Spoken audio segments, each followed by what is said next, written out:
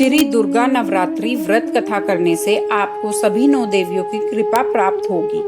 बृहस्पति जी बोले, हे ब्रह्मा जी, आप अत्यंत बुद्धिमान, सर्वशास्त्र ज्ञाता, 4 वेदों को जानने वालों में श्रेष्ठ हो। हे प्रभु, कृपा कर मेरा वचन सुनो। चैत्र, अश्विन, माघ और आषाढ़ मास के शुक्ल पक्ष में नवरात्र का व्रत और उत्सव क्यों किया जाता है? हे भगवान, इस व्रत का फल क्या है? किस प्रकार करना उचित है और पहले इस व्रत को किसने किया है, सो विस्तार से कहो। बृहस्पति जी का ऐसा प्रश्न सुनकर ब्रह्मा जी कहने लगे, हे बृहस्पति, प्राणियों का हित करने की इच्छा से तुमने बहुत ही अच्छा प्रश्न किया है। जो मनुष्य मनोरथ पूर्ण करने वाली दुर्गा, महादेवी, सूर्य और नारायण को ध्यान करते हैं, वे मनुष्य धन्य हैं। यह नवरात्र व्रत संपूर्ण कामनाओं को पूर्ण करने वाला है। इसके करने से पुत्र, धन, विद्या, सुख और रोगी मनुष्य को रोग दूर हो जाते हैं। मनुष्य की तमाम विपत्तियां दूर हो जाती हैं और उसके घर में संपूर्ण संपत्तियां आकर उपस्थित हो जाती हैं।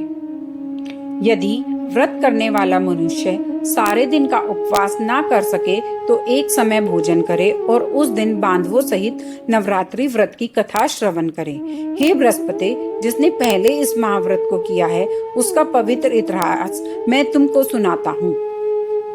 इस प्रकार ब्रह्मा जी के वचन सुनकर बृहस्पति जी ओम बोले, हे ब्राह्मण, मनुष्यों को कल्याण करने वाले इस व्रत के इतिहास को मेरे लिए कहा, मैं सावधान होकर सुन रहा हूँ। आपकी शरण आए हुए मुझ पर कृपा करें। ब्रह्मा जी बोले, पीठत नाम के मनोहर नगर में एक अनाथ नाम का ब्राह्मण रहता था। वह भगवती दुर्गा का भक्त था। उसके संपूर्ण सद्गुणों से युक्त मानो ब्रह्मा की सबसे पहली रचना हो ऐसी यथार्थ नाम वाली सुमति नाम की एक अत्यंत सुंदर कन्या पैदा हुई। वह कन्या सुमति अपने घर के बालकपन में अपनी सहेलियों के साथ क्रीड़ा करती हुई इस प्रकार बढ़ने लगी जैसे शुक्ल पक्ष में चंद्रमा की कला बढ़ती है। उसके पिता प्रतिदिन दुर्गा की पूजा और होम किया करते थे। उस समय वह भी नियम से वहां उपस्थित होती थी। एक दिन वह सुमति अपनी सखियों के साथ खेलने लग गई और भगवती के पूजन में उपस्थित नहीं हुई। उसके पिता को पुत्री की ऐसी असावधानी देखकर क्रोध आया और पुत्री से कहने लगे कि हे दुष्ट पुत्री, आज प्रभात से तुमने भगवती का पूजन नहीं किया। इस कारण मैं किसी कुष्ठी और जय माता दी दरिद्र मनुष्य के साथ तेरा विवाह करूंगा। इस प्रकार कुपित पिता के वचन सुनकर सुमति को बड़ा दुख हुआ और पिता से कहने लगी कि हे पिताजी, मैं आपकी कन्या हूँ, मैं आपके सब तरह से अधीन हूँ। जैसी आपकी इच्छा हो मेरा विवाह कर सकते हो। होगा वही जो मेरे भाग्य में लिखा है।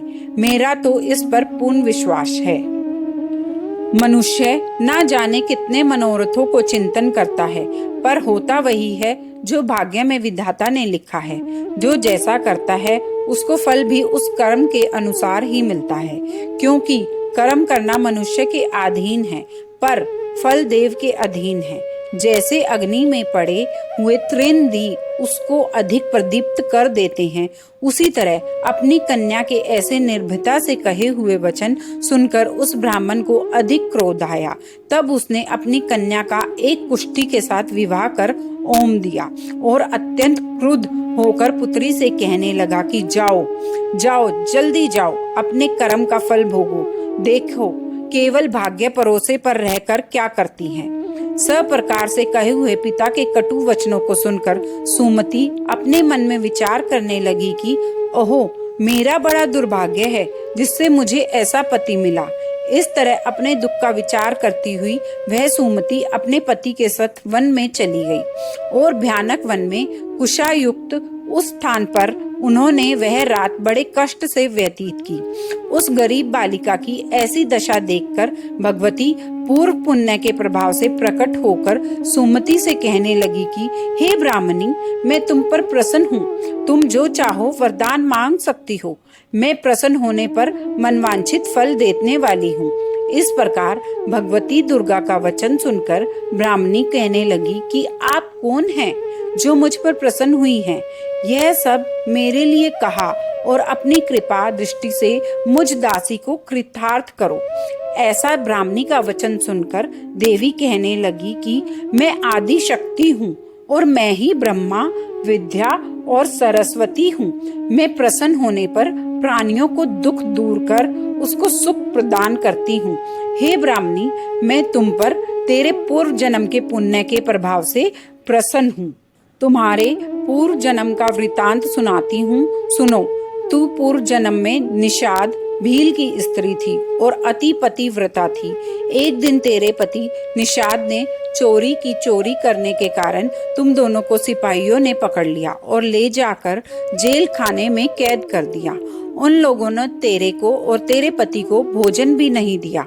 इस प्रकार नवरात्र के दिनों में तुमने न तो कुछ खाया और न ही जल पिया, इसलिए 9 दिन तक नवरात्र का व्रत हो गया। हे ब्राह्मणी, उन दिनों में जो व्रत हुआ उस व्रत के प्रभाव से प्रसन्न होकर तुम्हें मनवांछित वस्तु दे रही हूँ। तुम्हारी जो इच्छा हो सो मांगो।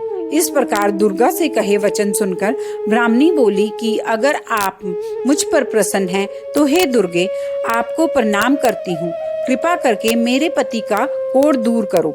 देवी कहने लगी कि उन दिनों में जो तुमने व्रत किया था उस व्रत के 1 दिन का पुण्य अपने पति का कोढ़ दूर करने के लिए अर्पण करो। मेरे प्रभाव से तेरा पति कोढ़ से रहित और सोने के समान शरीर वाला हो जाएगा। ब्रह्मा जी बोले। इस प्रकार देवी का वचन सुनकर वह ब्राह्मणी बहुत प्रसन्न हुई और पति को निरोग करने की इच्छा से ठीक है ऐसा बोली। तब तक उसके पति का शरीर भगवती दुर्गा की कृपा से कुष्ठहीन होकर अति कांति युक्त हो गया, जिसकी कांति के सामने चंद्रमा की कांति भी क्षीण हो जाती है। वह ब्राह्मणी पति की मनोहर देह को देखकर देवी को अति पराक्रमी वाली समझकर स्तुति करने लगी। हे दुर्गे, आप दुर्गत को दूर करने वाली, तीनों जगत का संताप करने वाली, समस्त दुखों को दूर करने वाली, रोगी मनुष्य को निरोग करने वाली, प्रसन्न होने पर मनोवांछित वस्तु को देने वाली और दुष्ट मनुष्य का नाश करने वाली हो। तुम ही सारे जगत की माता और पिता हो। हे अम्बे, मुझ अपराध रहित अबला की मेरे पिता ने कुष्ठ के साथ विवाह कर मुझे घर से निकाल दिया। उसकी निकाली हुई मैं पृथ्वी पर घूमने लगी। आपने ही मेरा इस आपत्ति रूपी समुद्र से उद्धार किया है। हे देवी, आपको प्रणाम करती हूँ। मुझ दीन की रक्षा करो। ब्रह्मा जी बोले कि हे बृहस्पति, इसी प्रकार उस सुमति ने मन से देवी की बहुत स्तुति की। उससे की हुई स्तुति सुनकर देवी को बहुत संतोष हुआ और ब्राह्मणी से कहने लगी कि हे ब्राह्मणी, तुम्हारे उदायल नाम का एक अति बुद्धिमान, धनवान, कीर्तिमान और जितेंद्रिय पुत्र शीघ्र ही होगा। ऐसा कहकर वह देवी उस ब्राह्मणी से फिर कहने लगी कि हे ब्राह्मणी, और जो कुछ तेरी इच्छा हो वही मनोवांछित वस्तु तुम मांग सकती हो। ऐसा भगवती दुर्गा का वचन सुनकर सुमति बोली कि हे भगवती दुर्गे, अगर आप मेरे पर प्रसन्न हैं तो कृपा कर मुझे नवरात्रि विधि बताइए। हे दयावती, जिस विधि से नवरात्र व्रत करने से आप प्रसन्न होती हैं और उस विधि और उसके फल को मेरे लिए विस्तार से वर्णन करें। इस प्रकार ब्राह्मणी के वचन सुनकर दुर्गा कहने लगी कि हे ब्राह्मणी, मैं तुम्हारे लिए संपूर्ण पापों को दूर करने वाली नवरात्र व्रत विधि को बतलाती हूँ, जिसको सुनने से तमाम पापों से छूटकर मोक्ष की प्राप्ति हो जाती है। अश्विन मास के शुक्ल पक्ष की प्रतिपदा से लेकर 9 दिन तक विधि पूर्वक व्रत करें। यदि दिन भर का व्रत ना कर सकें तो एक समय का भोजन करें। पढ़े लिखे ब्राह्मणों से पूछकर घट स्थापना करें और वाटिका बनाकर उसको प्रतिदिन जल से सींचे। महाकाली, महालक्ष्मी और महासरस्वती की मूर्तियां बनाकर उसकी नित्य विधि सहित पूजा करें और पुष्पों से विधि पूर्वक अर्घ्य दें। बिजोरा के फूल से अर्घ्य देने से रूप की प्राप्ति होती है। जायफल से कीर्ति, दाख से कार्य की सिद्धि होती है। आंवले से सुख और केले से भूषण की प्राप्ति होती है। इस प्रकार फलों से अर्घ्य देकर यथाविधि हवन करें। खांड, घी, गेहूं, शहद, जौ, तिल, बिंब, नारियल, दाख और कदम, इनसे हवन करें। गेहूं होम करने से लक्ष्मी की प्राप्ति होती है। खीर व चंबा के पुष्पों से धन व पत्नों से तेज और सुख की प्राप्ति होती है। व्रत करने वाला मनुष्य इस विधान से होम कर आचार्य को अत्यंत नम्रता के साथ प्रणाम करे और यज्ञ की सिद्धि के लिए उसे दक्षिणा दे। इस महाव्रत को पहले बताई हुई विधि के अनुसार जो कोई करता है उसके सब मनोरथ सिद्ध हो जाते हैं। इसमें तनिक भी संशय नहीं है कि इन 9 दिनों में जो कुछ दान आदि दिया जाता है उसका करोड़ों गुना फल मिलता है। इस नवरात्रि के व्रत करने से ही अश्वमेध यज्ञ का फल मिलता है। हे ब्रह्मानी, इस संपूर्ण कामनाओं को पूर्ण करने वाले उत्तम व्रत को तीर्थ, मंदिर अथवा घर में ही विधि के अनुसार करें। ब्रह्मा जी बोले कि हे बृहस्पति, इस प्रकार ब्रह्मानी को व्रत की विधि और फल बताकर देवी अंतर्ध्यान हो गई। जो मनुष्य या स्त्री इस व्रत को भक्ति पूर्वक करता है वह इस लोक में सुख पाकर अंत में दुर्लभ मोक्ष को प्राप्त होता है। हे बृहस्पति, यह दुर्लभ व्रत का महात्म्य मैंने तुम्हारे लिए बतलाया है।